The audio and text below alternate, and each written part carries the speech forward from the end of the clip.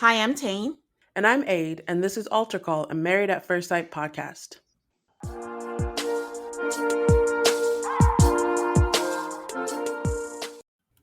Hi, everyone. Welcome to another episode, MAFS Season 17, Episode 16. Hi, Aid. How are you? I'm good. How are you? I'm good. I'm good. Happy to discuss the magic that they're doing. I'm kind of ready for the season to wind down, but you know what? There's just always something to talk about. I don't know how they're doing it, considering again we have 1.5 couples. Well, 2.5 now, but there's still stuff to talk about. You know. I will say that this all feels a whole lot less tedious than it might feel at this point of the season by having a almost end of the season wedding. They need to do that every season. But it kind of feels like the Michael and Chloe show I don't mind the now. Michael and Chloe show. I haven't been watching them for 15 weeks. That is true. Okay, before we just go into this deep dive of this episode, can you share with the people the housekeeping that we have for them this week? Alrighty. I think you guys are used to this by now, but next week is a late episode, which means that it will be out the Monday after the episode airs. After party will be on Patreon this week, as per usual. And then after you do your long wait for our next episode, if you're a Patreon, you also get Love is Blind because we will be covering the first 6 episodes of Love is Blind on Patreon that same week. Happy Valentine's Day, guys, from us to you. All right, so let's get into this episode. Things happened. Things happened. Things happened. Most of it had my blood boiling. But a lot of irritation was happening. But okay, what are your thoughts on Chloe and Michael at this point? I am trying to ride my train of happiness, but reality is starting to sink in. Okay, I I feel like I do, okay. What do you think I think of them based on the things that I've said? I'm not really sure. You're going to have to tell me. I don't think I know either. That's why I was trying to punt it over to you. I feel like I want to feel the positivity, but I can't get over a vibe that I'm getting from Chloe. It's not anything she's done. The fact that I can't, everything she's saying is conducive to a good relationship and that she's feeling Michael, but something still seems missing. And I don't know if I'm manufacturing it in my head, if it's the trauma of watching MAFS and not wanting to get my hopes up, but it makes for an interesting watch when I watch them because, and also like online, half the people just think she's not into him, and half the people are just like, oh, they work. So it's very interesting to watch them. But the key thing here is that we don't know what's going to happen with them. We can keep our hope alive while still being like, I'm not sure. Whereas, and Austin and Becca kind of have that going too. Everybody else, well, you know what I mean? So at the end of the Yeah, day, whether they're going to be together or if this is going to work, we're still watching it unfold. yeah. The people who have spoilers are like, we know. Well, we start with Chloe and Michael, and we see that it's day 4 for them, which is kind of amazing because it's day 4 for them, but for the rest of them, it's 15 days till decision day. So now I'm curious how this is going to play out. Are they going to wait for them to catch up and then do decision day? Are they going to just follow them for the rest of the stuff after decision day and then have a separate decision day for them? Like, I'm just curious to see how the season's going to play out because I'm hoping we don't have a repeat of last year where we had the season end, then we followed them afterwards, then we had a reunion. That was an unfortunate series of chronological order. My assumption is that there will be 2 decision days. So, but I don't know. We just have to see how they plan to do this. I assume they're going to give Chloe and Michael the full 8 week experience. Um, I don't know if they'll be meeting up with the other couples after decision day. Like it's all up in the air. But I do think there will be 2 decision days. First for the first four couples, and then another one for Michael and Chloe. Okay. So he's asking, they just woke up and they're in bed, and he's asking if she feels more at ease after their conversation. And she says, like, he handled it so well. Michael says that last night was good insight on how they can handle things. And now he kind of has a reference point that he can use for the future. He says, like, he might lean on her when they move because he has only lived in one space since he moved to Denver. And the challenge they will have is his aversion to switching his living space. He's like, despite that, he's looking forward to them living their lives together. We move on to Becca and Austin is telling Becca they're getting ready for the retreat, and he's telling Becca that he brought his speaker, and I might have chuckled a little bit given what we were told on after party that there was a fight about blasting music, so I just thought it was ironic that they're talking about speakers. So Becca asks, what he's hoping for this couple's retreat this weekend. And Austin is like, I hope it's a relaxing vacation. And if it isn't, they can escape to their faraway bedroom and do whatever they want. And Becca is so excited. And he's like, yeah, we can do things in the bedroom. I'm like, this guy, he's just waving the cheese in front of the mouse, but he's not going to give it to her. He Like, seriously, I think he thinks that they're going to be like playing video games or something. Because that's the bedroom activities he's talking about. we're going to jump on the bed. So Claire does a selfie cam that she's getting ready for a couples retreat that she doesn't want to call a couples retreat because she's not in a couple, which makes her sad. Why are you sad, Claire? I'm over this. I am over this whole guilt, sadness. My husband is not around. Go away. I feel Like, somewhat terrible at the level of annoyance I have for Claire. Every time she comes on camera, I'm like, why are you talking?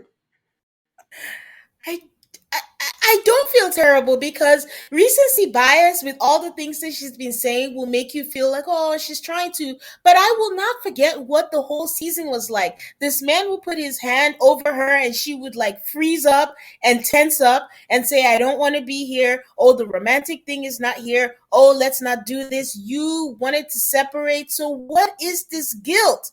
Let it go. So she says that she's glad that he's prioritizing his health and, he's not coming because of that. And I couldn't tell if it was the light or if she was tearing up, but it looked like she was tearing up.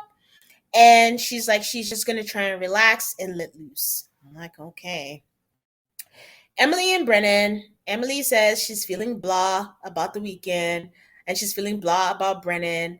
And this weekend, she's ready to focus less on them and focus on all of them being together and being trapped and having a last hurrah. I'm like, that is an interesting choice of word, trapped, but okay. She says that she's still hoping he realizes that he is not putting effort, but she's not keeping her hopes up. Well, so they start driving to the retreat. Austin mentions that Chloe and Michael are coming later, but that he's because he's most excited to see them. So I think we were asking maybe this is why their honeymoon was short because they have to travel again. So they just have to wrap it up, move in, and keep things moving. Maybe. I don't understand why they're going to the retreat for one day. Like, I thought the retreat is Friday through Sunday. They said they're going for Sunday. What? Why? Ha! You beat me to it because yes, I had that same thought. Um, Austin asked Becca what she's most excited for, and it's bleed. So I assume she said fucking. Poor baby. It's not I don't gonna know why happen she to said that. her. What she's script is being given that that might happen to you? Show me. she's trying. He says, besides that, and I'm like, I think this is a rejection they talk about. Like, as he was just like, yeah, besides that, we know. She says she's excited to spend time with all their people. Um, I was getting excited because there's this thing where anytime they're going to the couples retreat, it seems like it's the wives that are driving, and I'm like, oh, Becca's driving, but then they switch to Becca and Brennan and Emily, and Brennan is the one driving. So no to that theory.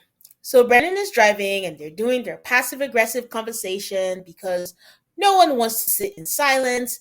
And Emily says that she thinks Orion and Chloe aren't there till Sunday. And I'm scratching my head like, oh, are they coming separate? I mean, I know Ryan is coming alone, but is Chloe coming separate from Mike? And then Brennan laughs and was like, you mean Mike and Chloe, right? And she's like, oh, yeah, yeah. And I was just like, why would she confuse Orion with Mike? Because they kind of look alike. That's what I thought in the beginning when they were first cast. Oh, girl, no. Well, I mean, They have yeah, I similar don't. coloring at minimum. Well, maybe because I really dislike Orion now. I'm just like, yeah. And then this was when I had the thought that you had. I was like, if they're coming on Sunday, how long are they at the retreat? Because I always thought these retreats were for the weekend. So, so Brennan wonders why they aren't coming till Sunday. I'm like, we don't know, but again, maybe they have to move in and all that stuff. So Emily tells him, oh, you should have texted Mike to find out how it was. And Brennan said, I'm sure it was drama free with just the two of them. And Emily says, yeah, it's drama free until it's not. I don't know what game they're playing, but get me off this ride.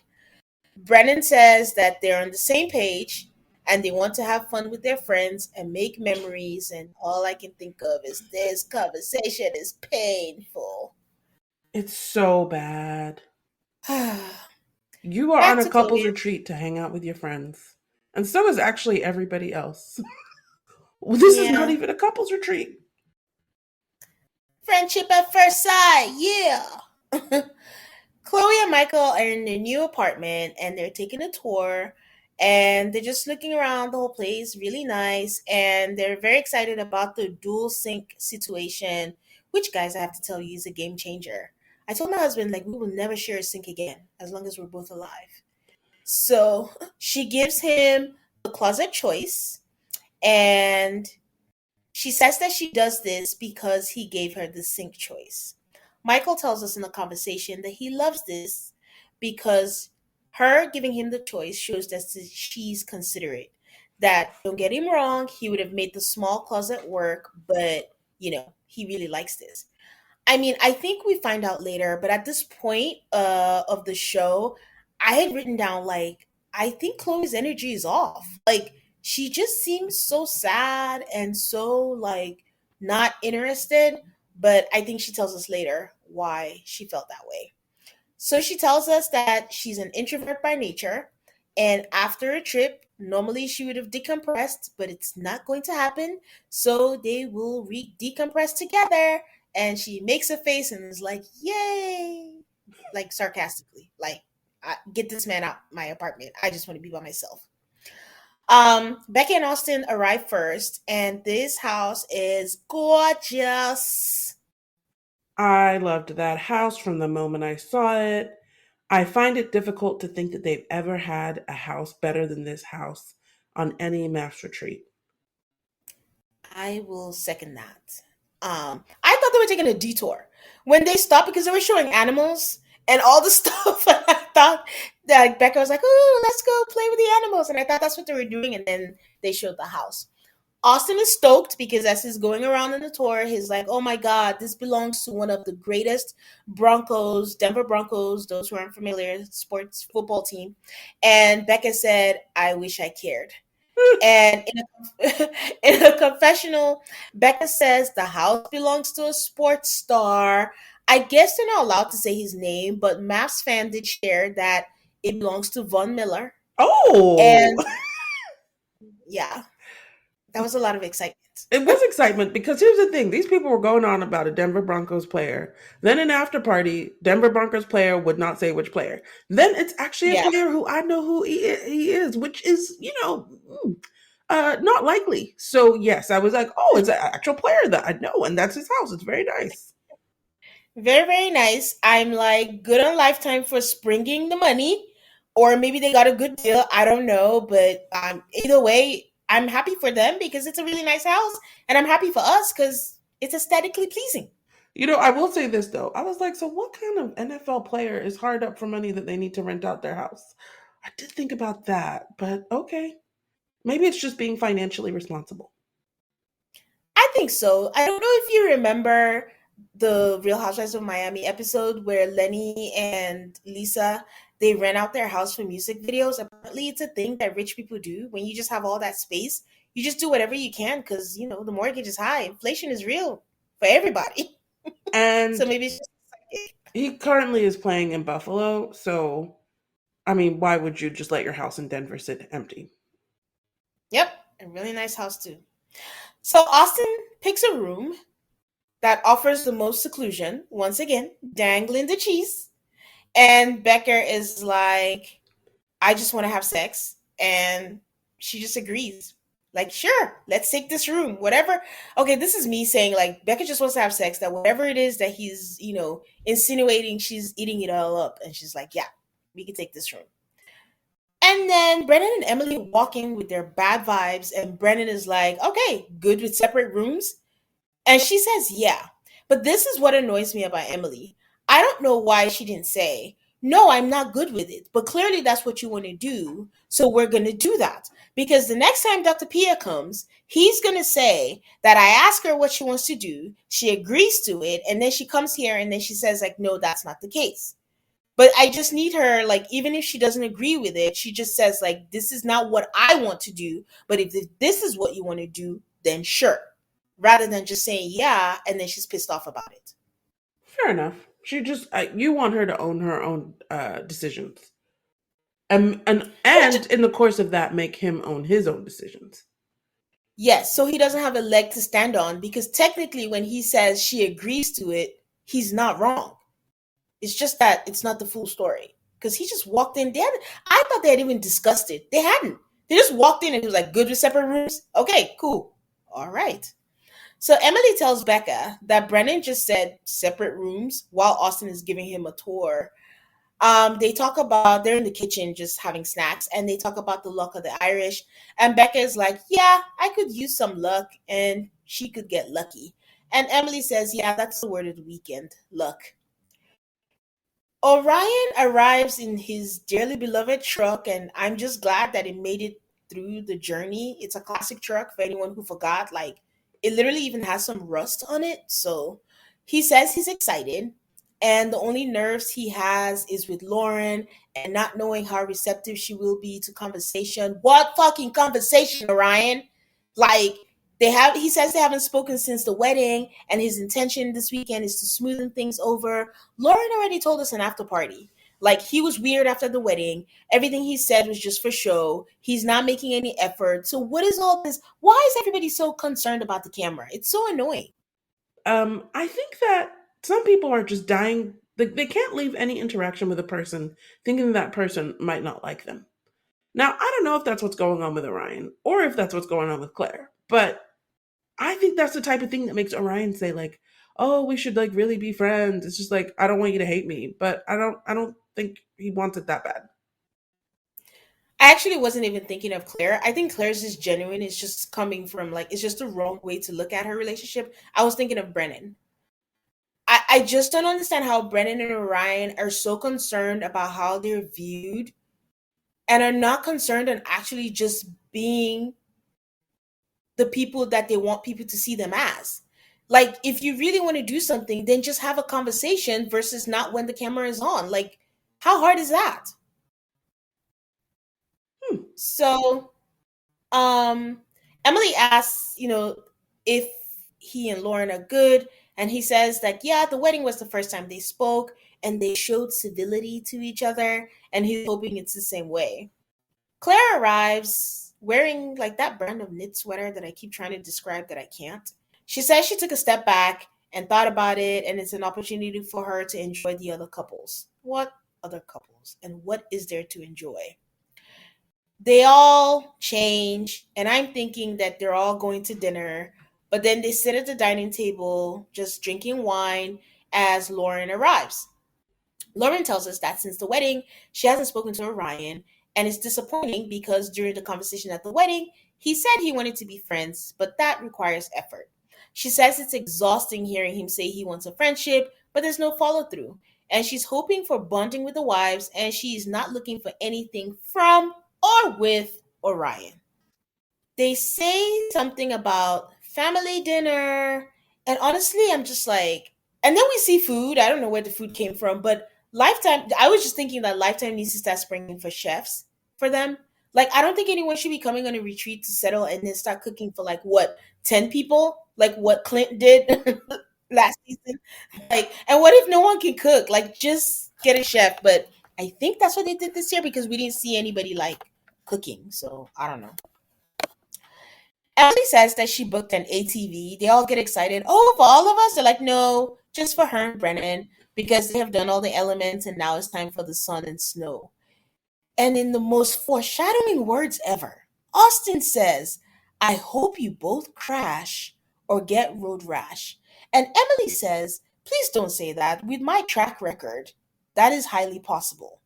Knowing what happens, that's kind of eerie. Very eerie. Almost like took all the fun out of watching this because you know what's Yeah, coming.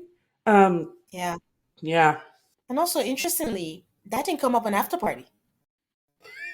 I don't know. I just thought Austin would be like, it feels so bad because I was only saying that jokingly, but I didn't. It didn't even come up at all. So, Claire says couples retreat is looking different without the couples, but it's good for self growth, and she'll take the time to grow.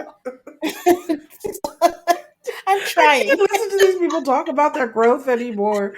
You know what? And I just want to say they are making a TV show and the camera's on them and they have to produce words until the camera leaves them.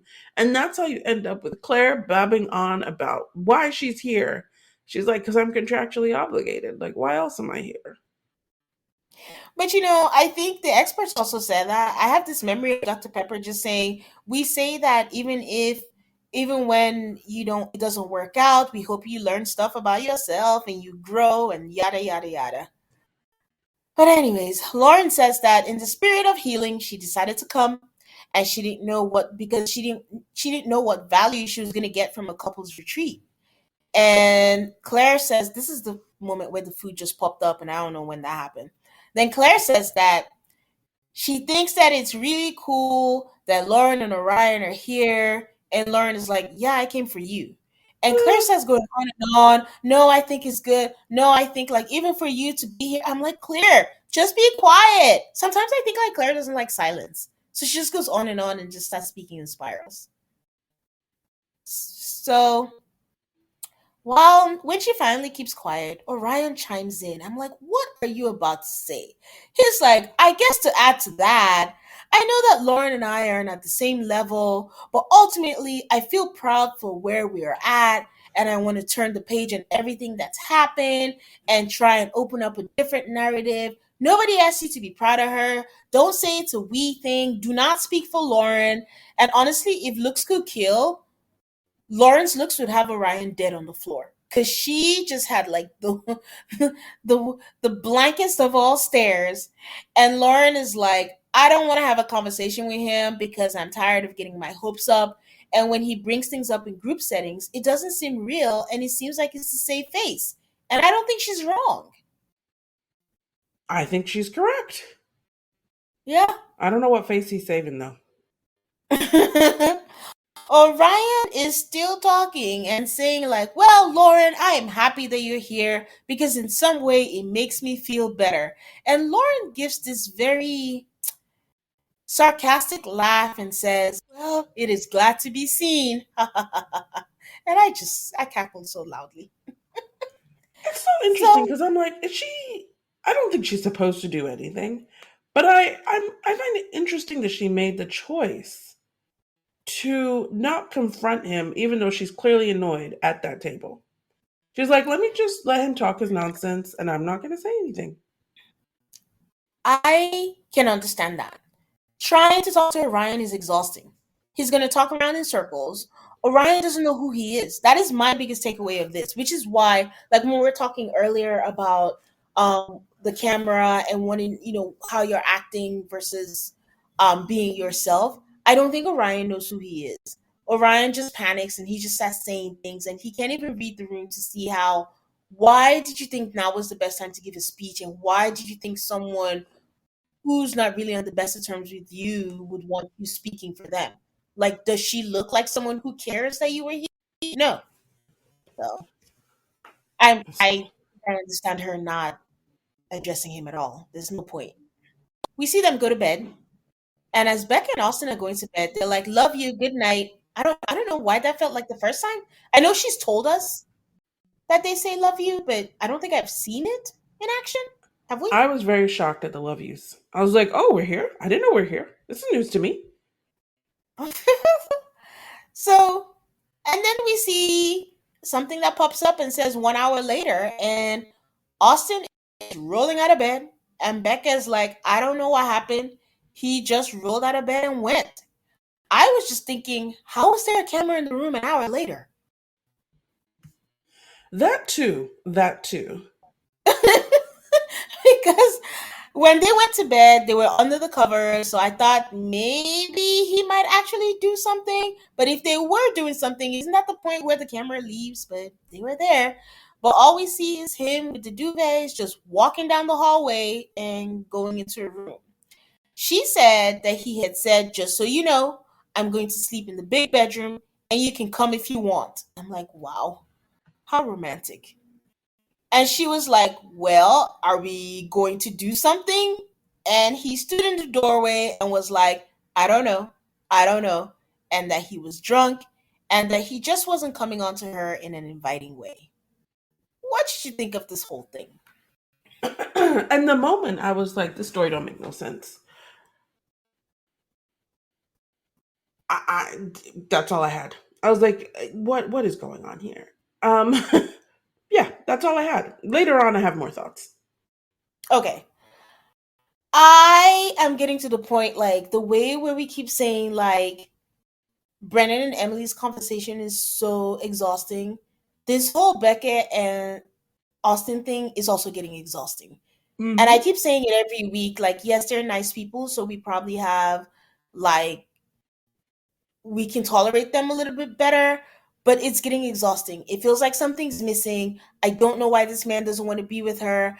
And like you, I mean, I know when they said he was drunk, but it's like, what was a series of events that just led someone to just jump out the bed and practically run away from your wife? But then he did say, he did say, I'm going to the other room. You can come if you want. Like, what would have happened if she went with him? I don't know. But it's just, it never feels like the story is complete with them. And that's getting exhausting for me trying to do mental gymnastics, trying to figure out what is or what isn't. So we move on to Chloe and Michael. We see Michael, like, wake her up to give her coffee as he keeps saying this might be garbage. And, it's sweet, but honestly, I can see how Michael can be annoying. Yeah. Why would you wake me up to give me coffee? Why didn't you just wait till I wake up? Uh, in his defense, they're already awake. There are cameras there. Okay. He did rub her hand. Okay, unless he was acting. I wouldn't call it So, acting per se, but they were already awake. okay. But he was also hovering over her. Okay, okay, okay. I'll give him a break. I'll give him a break. Um she went to bed. She says that she went to bed at 7:45 and she just needed to decompress. She tells him that she was a dark cloud moving in yesterday, but she was just overwhelmed and she just needed a good night's rest. And she got that good night's rest, and now she feels happy and peaceful. And again, it's sweet. It just still also feels like a script. Michael tells her not to be hard on herself because he might seem like he's fine or he's Iron Man, but he's also overwhelmed as well. She says he makes her feel happy, safe, and calm. And I do acknowledge that I like the way that she affirms him and lets him know that he's doing well. But on the flip side, Michael can be a lot. And for someone, I didn't know she was, maybe we knew before, that she was an introvert and like to that point where she needed time alone. And Michael just always seems to be doing something, saying something, projecting something. I don't know. He's always doing. And I don't know how that's going to work long term. Yeah, I think if you're going to bed at 7:45 to avoid your husband, that's not the greatest sign. So, yeah. All right, guys, we're going to take a break and we'll be right back. Life doesn't happen bi-weekly, so why should payday? The money you earn can be in your hands today with EarnIn. EarnIn is an app that gives you access to your pay as you work, up to $100 per day or up to $750 per pay period. Just download the EarnIn app and verify your paycheck, then access up to $100 a day as you work and leave an optional tip. Any money you access plus tips are automatically repaid from your next paycheck. Whether it's a special gift for a loved one or needing help early with rent this month, make EarnIn a part of your financial routine and join EarnIn's over 3.5 million customers who say things like, when I think about EarnIn, I think about financial stability and security. It gives me a lot of peace of mind. Download EarnIn today, spelled EARNIN, in the Google Play or Apple App Store. When you download the EarnIn app, type in Alta Call under podcast. When you sign up, it'll really help the show. That's Alta Call under podcast. Subject to your available earnings, location, daily max, and pay period max. See earnin.com/TOS for details. Earnin is a financial technology company, not a bank. Bank products are issued by Evolve Bank and Trust, member FDIC. This new year, Factor can help you get started on your resolution to stop wasting time in the kitchen. Factor's ready-to-eat meal delivery takes the stress out of meal planning and sets you up for success.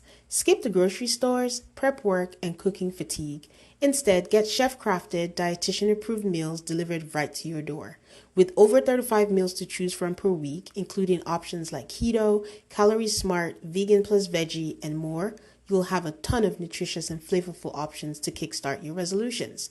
So, if you're ready to stress less over meal times, Factor's no prep, no mess meals frees up time you'd otherwise spend shopping, cooking, and cleanup. Head to factormeals.com/altacallmass50 and use code altacallmass50 to get 50% off.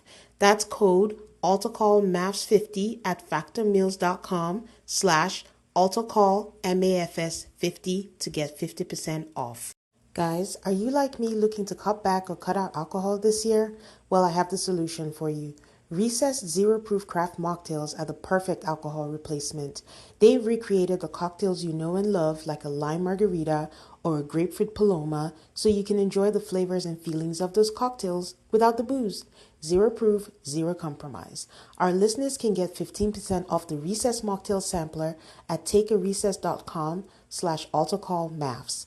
Each can is a lightly sparkling mocktail infused with functional ingredients like uplifting guayusa and stress balancing adaptogens. It's made with real fruit and only 25 calories or less. It's a guilt-free way to unwind. So whether you're relaxing after work or hanging out with friends, make Recess Mocktails your drink between drinks or your forever mocktail. Once again, get 15% off Recess Mocktails now at takearecess.com/altacallmafs so you can enjoy your favorite cocktails without the consequences. All right, guys. So we come back to this couples retreat where two single women are playing basketball outside. And that would be Claire and Lauren. Claire talks about how there's a lot of repetitiveness. Glad she's here. She says she'd be sitting at her apartment instead of talking to people. I'm like, you couldn't go out with your actual friends. Um, Or the many sisters and family that still don't exist. Instead, you're gonna come up here. Which no problem with her coming up here. Just that I don't understand why her alternative would be sitting at home. She talks more about how she's harassing poor Cameron, who clearly wants nothing to do with her. But she's decided not to take it personally. That when he's going through something, he just likes his own space. That's a conclusion that she's drawn all by herself. I don't think there's anything to back that up. I think he just doesn't want to talk to her, and she keeps on calling and texting and checking in so she can feel better. Yeah, so he's avoiding her. And why would Cameron want to lean on the person who hurt his feelings? I don't want to say broke his heart, but why would she want someone who acted like she was just didn't want him around and didn't want any, like I just don't understand this whole I got used to him, he was my friend, he was my this, but you seemed so uncomfortable when he was around you and he was doing all the things. So what is this? And also just read the room and let it go. That's all I ask. Just downgrade the frequency. Like, why don't you call him once a week or something? I feel like she's probably calling or texting every day. I'm inclined to agree with you because what we know of Claire is that she's a really intense person. Claire also tries to say that she and Cameron are on good terms, and Lauren says that her and Orion are not on any terms. Um, Claire also backs up this Orion addressing the group on behalf of himself and Lauren was weird. Lauren says that she's not sure if she and Orion need to talk about anything, would it be worth anything, and that when they talk, she leaves more confused. And she's just not sure what she would gain out of a conversation with him, which is all great and good. But by the time we get to the preview, we see her having a conversation with him. And I was like, but why? You just told us it was going to be a waste of your time. Michael and Chloe go and visit each other's respective homes. So we go to her house first. She has a fireplace. She says she uses it in the winter. I have no idea. She picks up a couple of decorative items from her home to bring back, and he says that he's surprised by how much stuff she has because she's been saying she's a minimalist for 4 days. Um, He's not wrong. Because I was surprised too. The way she just talked about it, and I think I cackled when he called her a closet maximalist. I was like, the shade. he looks at her closet. They look at her Peloton. There's a whole thing about her boxing gloves. He's like super interested in them. I'm sure if I watch the matchmaking special, Michael loves boxing. I feel like that's what I'm gonna hear. But she's like, I enjoyed it. Then she says she needs help with a whole duvet situation. I had a duvet for a while, and the method by which she put the comforter into the duvet, I'm like, I have never seen that before in my whole life. She basically sticks her whole body in. But the whole time, Michael is basically just checking out her ass because it's like straight up in the air. Um, and he's being very appreciative. And she, in an interview, laughs about how she never thought that her putting the duvet together would turn Michael on. And she just is very amused by Becca would kill for that. it.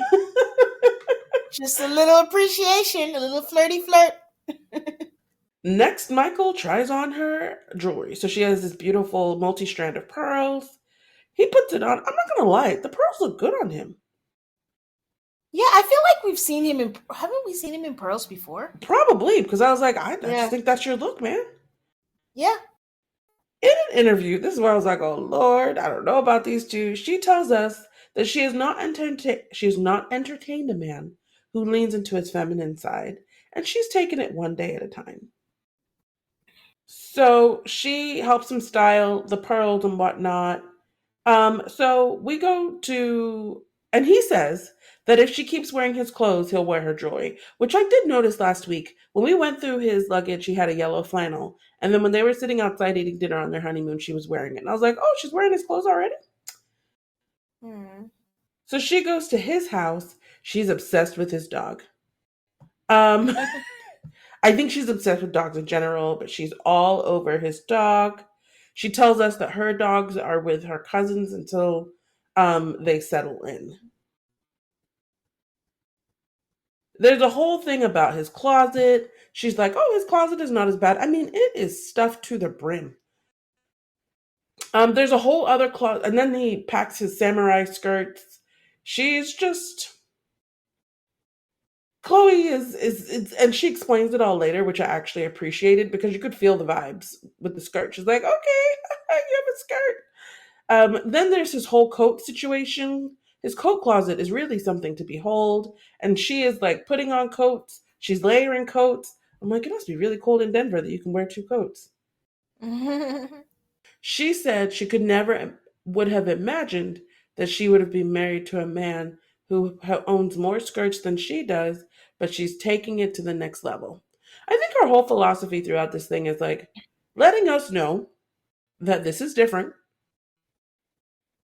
I think she's trying to convince herself that she's good with it. um, that's the thing I can't tell because it could be that, and it could be okay. This is different, but I don't think I'm at red flag yet. I just have to adjust to it because I didn't think I would ever be in this situation, and now I'm here. I think I can handle it, but I don't know yet. Basically, basically. And she talks more about it later. We'll get to it when they sit down with Pastor Cal. So back to this so-called couples retreat. Becca and Austin go get a massage. It's apparently at a Russian place. I think the summary here is like you get beat by eucalyptus with this man. by this man. There's a sauna, there's a cold bath. It's a lot. Becca tells us that it was amazing and it was relaxing. I was so glad when she said it probably doesn't look relaxing. I was like, that is correct, Becca. But she said that it was relaxing. Afterwards, they sit down and have a chat and they talk about how any relationship has trials and tribulations, and the whole point is to figure it out together. And glad you're on this train. And they cheers to marriage and happiness and a lifetime of massages together. All right, guys, we'll be right back. So when we come back, um, Michael and Chloe are getting ready for a visit from Pastor Cal. So they're in the bedroom. She has on some gold hoop earrings, and Michael says, "Hey, can I borrow those?" Later, after after Pastor Cal leaves, or maybe tomorrow. She's getting ready to take them off and give them to him now, and he's like, "No, no, no, later, future planning." Um, um, So they sit down with Pastor Cal, and he says that it feels good that the experts had a chance to do better. Pastor Cal says he sees maturity in them.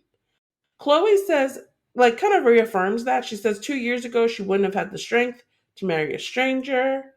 Um, there is a conversation about Michael and her wearing his clothes and then the jewelry talk. And she just straight out says that she is not used to being with someone who wears her earrings. The whole time she's saying this, she's touching Michael a lot. And I Mm-hmm. feel like she's trying to affirm that despite what she's saying, she's still in it. Mm-hmm. Um, Pastor Cal asks if it's okay, and he's like, be honest. And she says, he is vastly different from anyone that she's dated or considered romantically. He's a man who leans into his feminine side, and it's just not what she was expecting, but it just takes time. And Pastor Cal says, you use the word feminine. And Michael is like, yeah, I got a feminine and masculine side. And then they talk about how traits that refer to nurturing and care are referred to as feminine. And Pastor Cal says that Michael is unique and he appreciates it, but he's not married to him. So Pastor Cal asks how she's reconciling that. And she says, well, my norm has not worked for me. So she wouldn't have chosen him for herself. And I think she says, and he wouldn't have picked me out either in a bar. But she asks for a man who has a heart of gold and she values his authentic self. And there are all of these elements that she's always wanted. And if it comes in a form of someone who's a little bit feminine, she's going to give it her best shot and see where we land. Now, I really liked this because Mm-hmm. I feel like we watch this show and people are feeling things and they don't say anything. And I feel like Mm-hmm. Chloe said the exact truth of what she was feeling, which is this is like different. But I Mm-hmm. like him. What do you Yeah. think, Tane? And you have to recognize, like, as you get older, as you become more discerning, you have to go for what you need versus what you want, because sometimes the things that you want aren't already really the best for you. And she recognizes at this point that his pros are more than the cons. Now, my issue is, what is it about Michael that they're calling feminine? Is it liking clothes? Because this is what I was stuck on. He wears earrings. Men wear earrings. He's wearing pearls. Have you seen fashion thing like Usher just wore a skirt and a thing or whatever? I don't know that anyone's saying feminine. Like, what is the thing that we're calling feminine? And then we're gonna get into this in after party. They even went as far as effeminate. And I'm like, I'm sorry. This man just said, just there appreciating her. And I don't know, that's what I was stuck on. Nobody could define for me why we are calling him feminine because he likes fashion and he likes clothes. That's what we're defining it as now. So Pastor Cal says that mutual comfort and respect and values are a good foundation. And he asked if they have emotional connection, and they said they're building it each day. Michael says that they have a strong level of comfort and they recognize what they value and what they need to cultivate. Then Pastor Cal basically tells them to have sex. I thought it was super interesting because she said basically she's like, yeah, he's really into me. And if he wasn't really into me, I'd be out of here. And I was like, but are you really into him? Because I think that's a good question. Well, I'm guessing she's implying that she is. It's funny because Pascal was saying, give yourself permission to be married. And I'm just like, oh, that's, good. I like this advice and blah, blah, blah. Then he's like, give yourself permission to have sex. And then I'm like, what's your agenda, Pascal? Do you not want to just have a season where no one has sex? Like, what is your I true agenda? I don't know. You think that's what it is? I don't know. I'm partly being facetious and partly just side eyeing Pascal. Because I understand give yourself permission to be married, but then when you go give yourself permission to have sex, they don't need permission. They're grown. People don't have to be married to have sex and these days. So if they want to have sex, they'll have sex. But there's just something about just steering people to have sex. Like if it's not happening, like just that means there's stuff to be worked out or they're going at their own pace. And he's like, I gotta get it in there. I gotta get it in there while I can that they can have sex. While I have them, I need them to know that my central thesis here is that I want them to have sex. I might not see them again for another week. But overall, I did enjoy his visit. I think I think it was a good conversation. I think it was good that he drew stuff out of Chloe. Oh yeah, I did say Emily. He drew stuff out of Chloe and gave her a chance to speak because Michael is always going to speak and she's the more reserved one. So I like the line of questioning that allowed her to say what she was actually feeling, like what you said earlier. So yeah, it was a good canceling session, I thought. I thought it was good mainly because of Chloe and Michael. They just felt like they were honest and open. I didn't feel anything false was going on. I don't think anybody's hiding anything. I'm just like, if this doesn't work out, I will say I do think Chloe and Michael are going to give it their best. Yeah, I feel like Michael is a definite yes, but it'll be interesting to see what Chloe thinks because I can't get a read of who Chloe is. I also think right now they're very focused on Chloe being okay. And that can only, there's got to be some reciprocation here. I feel like Michael is sort of like holding this thing together a little. Um, and I don't know how much longer that can last. And if I was Michael, I would need some reciprocation at some point. I don't think I agree. I Okay. think her reciprocation is subtle, so it might be overlooked. But I can think of many a MAFS bride that would not take kindly to who Michael is. And I don't mean what they're calling feminine, like the dressing and just I don't know if his over eagerness or his whatever, just the way that he is, like how I said, even I said, oh, he can be a lot, but she appreciates that. And I feel like she reciprocates and doesn't make him feel like he's too much. When he said there's a level of comfortability, that's on both ends. And she does her part on that. Even the simple things like, oh, you can choose what closet like that you want, or the things where he's being a lot but she's not making him feel bad about it. I think that's reciprocity. Okay. I like that view. So then we come to the end of the episode, where we start with a selfie cam of Emily, who is so excited to be going on this ATV adventure. Um, Brennan is telling us that they've been focusing on the friendship aspect, and he says they haven't gotten to do an adventure in a while, so he's excited about this. How can you work on the friendship aspect when you have 12 days to go? Ah. So they both have GoPros on their thing. I really wish that they had not spent the whole season showing us how this was going to end. Yep. Um, because I could not enjoy any of this. And you know what? Up until the moment she crashed, the funny thing is I saw that he was in front of her, and I was like, does she rear end him? Is this somehow Brennan's fault? And that is not the case. Uh, That is not the case. Emily goes, at one point, we see in his GoPro that Emily went off to the side. And then in her GoPro, we actually get to watch the whole thing of her tumbling. And clearly, the ATV either went upside down or to the side. Brennan goes straight running to her. We know there's a whole camera crew and whatnot because he's yelling out to them and stuff, but he's run straight to her. He's holding a glove against her wound. This poor girl, she's just like, am I going to be okay? I was glad she was conscious, because that's a decent sign. But there was so much blood, and they kept on saying there's so much blood, and the blood is like in her hair. It's just gnarly. And so first aid comes, and an ambulance comes. They put her in a neck brace. Brennan is, he was very supportive in the moment. After they kind of take her away, you can tell he's like freaking out, like, oh my goodness. And they put her in the ambulance and they take her away.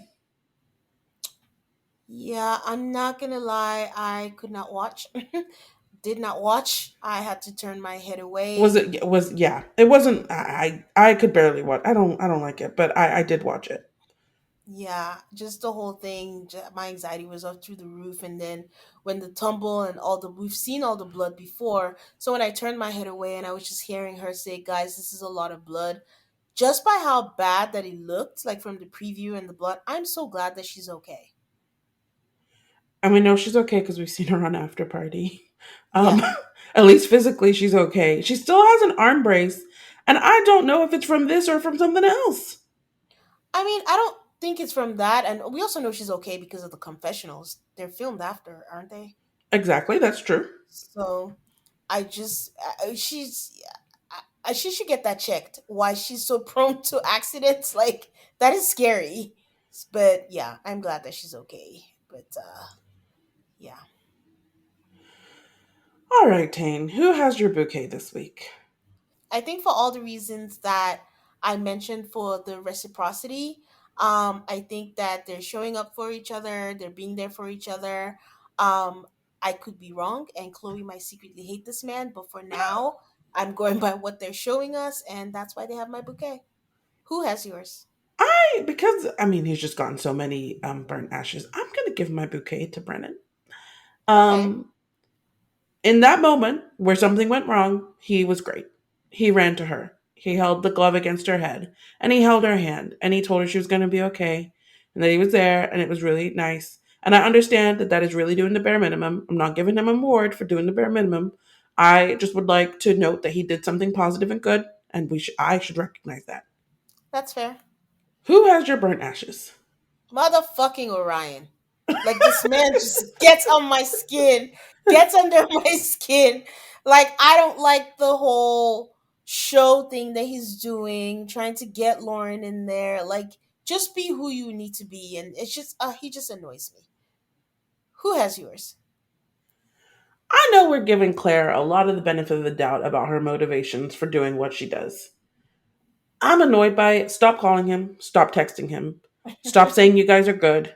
Just stop it all. Stop coming on this TV every week to talk about how you feel bad. It's too much. So yeah, I'm sorry, Claire. Burn ashes. It's just like, how are you on good terms with someone that won't speak to you? I want to give some props to Cameron for not answering the phone. You don't have to indulge people in their own personal emotional crises that they're trying to work through you. You can just Mm-hmm. say, you know what, I'm not going to be part of that. So good job, Cameron. Mm-hmm. Boundaries, like they like to say. All right, guys. So on that note, you can find us on Instagram and Twitter at AltarCallMaps. That's ALTARCALLMAFS. We love hearing from you guys on the socials. Yep, we're available anywhere you listen to podcasts. Thank you so much for your support, for listening to our show. Don't forget to subscribe, give us a 5-star rating if you're so inclined on Spotify and Apple Podcasts.